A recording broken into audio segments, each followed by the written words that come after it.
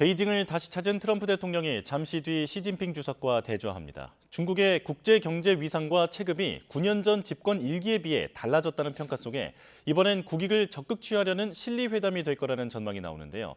박승찬 용인대 중국학과 교수와 좀 더 자세히 들여다보겠습니다. 어서 오십시오. 맞습니다. 네. 자, 일단 큰 판에서 한번 보겠습니다. 네. 미국 중심의 일극 체제가 저물고 미중 양강 체제가 공식 선포되는 계기가 될 것이다. 이런 분석이 나오고 있는데요. 어떻게 보십니까? 완전히 체급이 많이 달라졌죠. 그래서 이번에 정상회담이 여러 매체에서 보도하다시피 지금 급한 게 지금 트럼프 대통령입니다. 이번 이란 전쟁도 있기 때문에 많은 지금 짐을 들고 가는 겁니다. 국내적으로도 그렇고 대외적으로 그렇고 지금 어쨌든 반 트럼프 정서가 많아지다 보니까 지금 어쨌든 코너에 몰린 게 트럼프고 느긋한 게 지금 시진핑 주석이죠. 그러다 보니까 지금 말씀하셨다시피 확실하게 이제 뭐 G2 중국의 위상이 아마 더 올라가는 어떻게 보면 그것을 보여주고 싶은 중국은 특히 이제 시진핑 주석은 그럴 겁니다. 이번 기회를 통해서 전 세계에 동등하다, 나란하다는 것, 나란히 서 있다는 걸 보여주는 하는 그런 메시지를 전달할 가능성이 높다라고 말씀드릴 수 있겠습니다. 예, 이번에 의전에서 눈여겨봐야 할 점들이 좀 있는데 그 천단공원이라는 곳, 그러니까 과거에 황제가 풍년을 기원하면서 하늘에 제사를 지냈다라고 하는 곳도 함께 둘러보고요. 그리고 시 주석의 집무실인 중난하이에서 또 만나기로 했습니다. 어떻게 보십니까?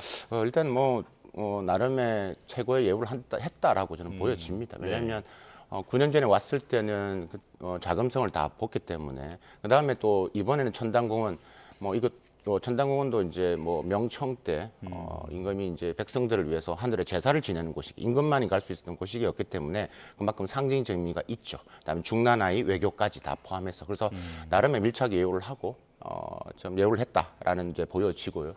그러니까 이런 측면에서는 중국 정부 입장에서는 지금 일어나고 있는 미중 관계가 관리를 좀 해야 되겠다. 그런 관리된 긴장 국면을 또 측면에서 더 중요하게 생각하고 있는 것 같습니다. 예, 중난하이 관저에서 만난다라고 하는 점에 또 특히 주목하는 그 외신들이 많이 있더라고요. 네네. 그러니까 과거에 중국이 어떤 강력한 상대와의 관계 정상화를 할 때 이곳으로 정상을 초대했다. 그렇기 때문에 이번에 트럼프 대통령을 이곳으로 부른 것은 상당한 의미가 있다라는 분석이 있던데요. 그게 이제 중난하이는 그만큼 시진핑 주석의 집무실이고 그다음에 그중국의 그냥 가장 최고 자리에 있는 주석의 이제 직무를 보는 것이 그걸 보여준다는 것은 한편으로는 자신감의 표현입니다. 그러니까 그만큼 내가 있는 곳에서 당신들을 받아주고 거기서 이제 같이 협상을 진행하겠다라는 부분에서 그만큼 두 가지 의미죠. 말씀드릴 때 최고 예우를 해준다는 측면도 있고 내가 특히 이제 미국 대통령이 오는 측면에서 트럼프가 오는 측면에서 이제 중국이 과거의 중국이 아니다라는 것들 그만큼 자신감을 드러낸 두 가지 함의가 이번에 중국 정부가 이제 진행하는 측면에서 그런 함의를 내포하고 있다라고 말씀드릴 수 있겠습니다. 예. 그리고 또 주목받는 인물이 루비오 장관입니다. 네네. 일단 의원 시절에 워낙 대중 강경파다 보니까 두 차례 제재를 당했는데 네. 지금은 이제 중국이 그 이름을 노비오로 바꿔서 입국을 허용해줬더라고요. 네. 그런데 루비오 장관이 또 비행기에서는 그 마두로 그 체포 당시에 입었던 옷을 또 그렇게 똑같이 입어서 이거 도발하는 거 아니냐 이런 분석도 나오고 있습니다. 어떻게 보십니까? 그게 지금 중국 내부에서 여러 가지가 많긴 던지는 메시지가 큰데요. 일단은 지금 일단 중국 정부가 이름까지 바꿔가면서 그래서 마두로 그 국무장관은 사실 전 상원일 있을 때부터 예. 엄청난 반중론자입니다. 엄청난 강경파죠. 그렇기 때문에 중국 내부에서 매우 경계하는 인물이고 그렇기 때문에 중국 입국이 안 되는데 이번에 특별하게 이제 입국을 시키기 위해서 이름까지 바꿔줬던 상황이고요. 그렇기 때문에 지금 매우 이제 이번에 오는 면면 자체가 그렇습니다. 지금 그 때문에 트럼프의 남자들이라고 하는 자체가 다 반중, 특히 그중에 강경파. 그래서 예전에 이 국무장 하기 전에 이 마크 루비오 장관 같은 경우는 여러 가지 이제 의회에서 중국을 제재하는 법안들을 본인이 발의를 하는 게 엄청 많습니다. 그렇군요. 그렇기 때문에 중국에서 얼마나 싫어하겠습니까? 근데 그런 부분들이 있긴데 이제 그런데 이번에 중요한 의미가 있고 자신감이 있다라는 것을 보여준다는 측면에서 이걸 허가를 했고 마두로 지금 옷을 입고 했던 네. 그런 여러 퍼포먼스도 있는 건데 네. 중국에 던지는 메시지죠. 그러니까 여러 가지의 함의를 생각을 해봐라. 지금 그러니까 중국한테 우리가 지금 여러 가지 부분에 전 세계에서 어떤 것을 할 수 있다라는 것들을 강한 어떻게 보면 패권의 생각적인 관점에서 중국한테 보이지 않는 하는 압박의 메시지를 또 던지는 전에 퍼포먼스를 보여줬다라고 생각을 합니다. 네, 중국 여론은 상당히 안 좋던데, 네. 그러니까 그 옷을 그렇게 입은 것이 미국에 대항한 독재자의 말로는 이렇게 된다라는 식의 경고라고 좀 중국 여론은 그렇게 받아들이고 중국은 있는 그런 식으로 거더라고요. 받아들이죠. 네네. 근데 한편으로는 그 심리가 있죠. 지금 그걸 뭐 하자는 거지 지금 그러니까요. 지금까지. 예. 그러니까 지금 당신들이 그렇게 될 거라는 것을 자기가 지금 인정하는 거냐라고 이제 인정을 하는 건 말을 하는 건데, 근데 마크 루비오 장관이 그렇게 한 유도는 중국한테 던지는 시그널을 부분들이 있기 때문에 우리가 이만큼 강력하다라는 것을 보여주는 거고, 전체 분위기가 지금 미국이 조금 이제 약화되고 있는 측면에서 아니다라는 것을 보여주지만 중국 내부는 그렇게 해석을 하지 않는 거죠. 아, 예. 상당한 기싸움이 벌어지고 있는 그렇습니다. 상황입니다. 자, 그리고 회담뿐만 아니라 최소한 6번 정도는 만날 거다 이런 일정을 보면 그렇게 되어 있는데요. 좀 친분을 가깝게 하려고 하는 그런 의도인가 싶은데 어떻게 보십니까? 일단 주제가 너무 많아요. 아, 네. 그러니까 이제 한국 시간 11시부터 이제 공식 행사 시작되고, 그다음에 이제 정상회담이 아마 약 한 2시간 정도 진행이 될 것 같은데, 그래서 내일까지 해서 한 6번 정도인데 지금 아젠다가 너무 많습니다. 그러니까 이번에 참석하는 면면을 보시면 그게 충분히 대변하고 있는데, 예를 든다면 지금 국방부 장관 피터 헤그시스 장관 네. 같은 경우도 이 미중 정상회담에서 이번에 국방장관이 참가하는 것은 72년도 이후에 처음이거든요. 근데 왜 국방장관이 가느냐? 그 함의가 매우 크거든요. 그 부분도 이제 잠시 후에 또 이야기를 하겠지만, 그게 두 가지 메시지가 있습니다. 그러니까 이란 전쟁에 대한 여러 가지 메시지, 그다음에 타이완 문제, 그다음에 또 더 나아가서는 지금 어떻게 보면 지금 미국과 러시아 간에 있는 뉴스타트라는 핵 감축하는 부분에 있어서의 여러 가지 이슈. 그래서 국방부 장관이 들어갔기 때문에 이슈가 매우 많다. 그러니까 안보 측면, 군사 안보도 있고, 그다음 또 하나가 이제 우리가 무역 측면이죠. 무역 측면도 우리가 이번에 가장 큰 아젠다가 무역인데, 무역 부분도 있기 때문에 USTR 대표도 갖고 있고, 그다음에 이번에 많은 또 기업들을 데리고 왔지 않습니까? 예. 그렇기 때문에 아젠다가 많기 때문에 이 시간이 6번을 통해서 아마 뭐 조금 논의를 해야 되지 않을까. 그래서 미 조율을 했다라고 하지만 아직까지도 이제 워낙 아젠다가 많기 때문에 6번 정도 미팅을 통해서 아마도 이제 어느 정도 윤곽을 좀 뽑아내고자 하는 의도일 것 같습니다. 예. 이제 어제는 밤이었으니까 넘어가더라도 오늘부터 1박 2일 동안 계속 만나기 때문에 말씀하신 대로 많은 의제가 다뤄질 것으로 보입니다. 그렇다면 이제 세계가 가장 주목하는 이슈 중 하나는 이란전 영향인데 이번에 그 정상회담이 중국이 어떤 그 이란전 관련해서 역할을 하게 되는 그런 계기가 될까요? 결론적으로 말씀드리면 중국은 직접적인 개입은 하지 않는다. 중국은 적극 간접적인 제한적 지원을 할 겁니다. 그러니까 호르무즈 해협에 대해서 통행료를 받는 것에 대해서는 당연히 중국도 원치 않죠. 그 부분에서는 미국과 같은 톤의 목소리를 낼 겁니다. 하지만 트럼프가 원하는 것처럼 그 미국의 입장에서 강력하게 이란을 좀 방어하는, 제재하는 부분에 있어서는 걸켜 그는 중국 입장에서는 결국 도움이 되지 않죠.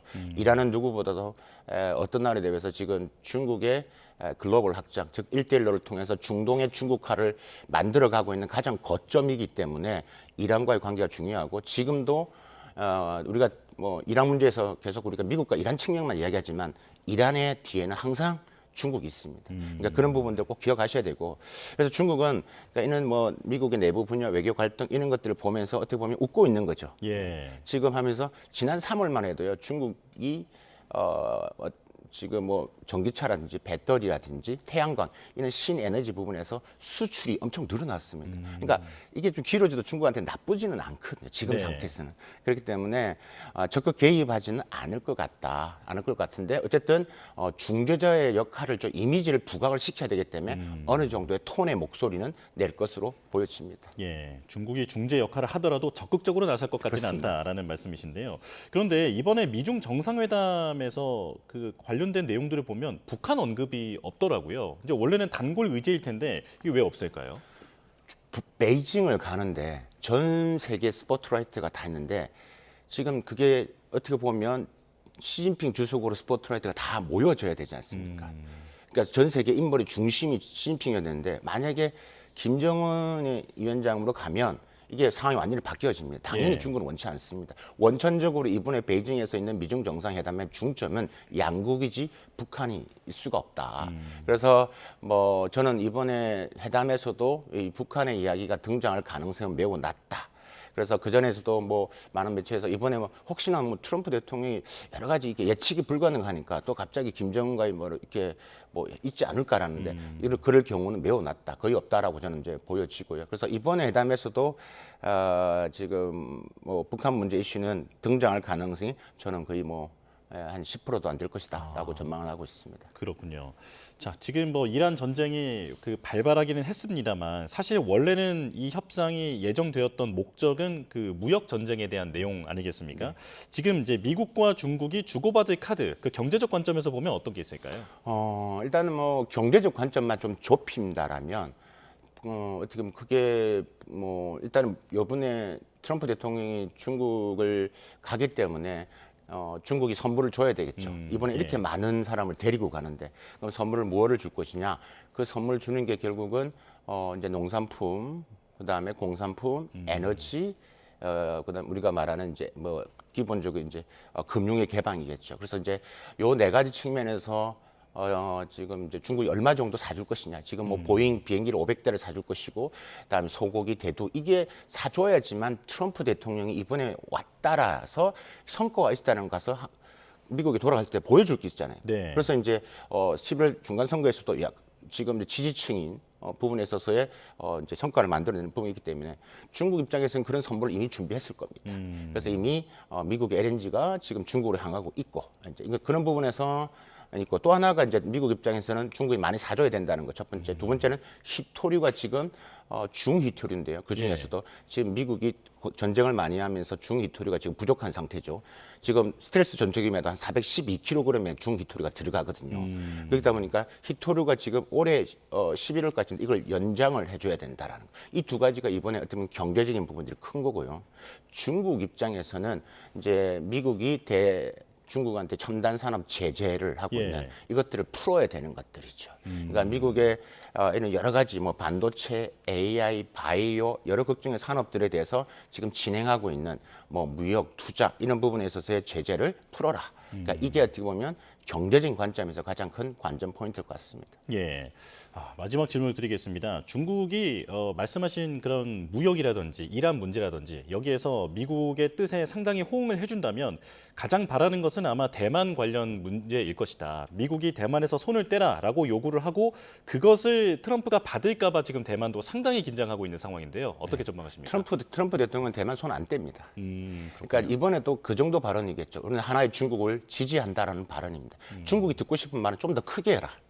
그다음에 하나의 중국을 지지하는데 플러스 무기를 왜 팔고 있지? 지지하는데 왜 대만에 무기를 팔고 있지? 근데 거기에 대만 무기 판매에 대해서 여러 지금 매체에서 관심이 많으시는데요. 트럼프 대통령이 그것을 이번에 이야기할 가능성 매우 낮다.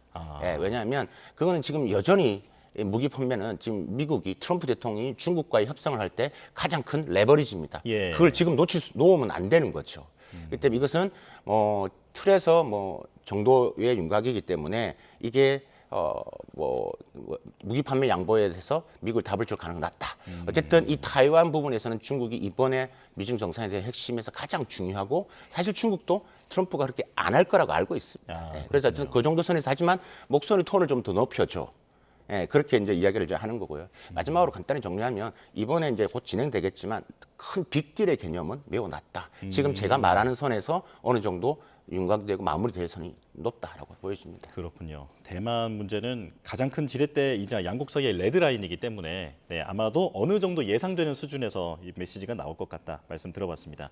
박승찬 용인대 중국학과 교수와 함께했습니다. 고맙습니다.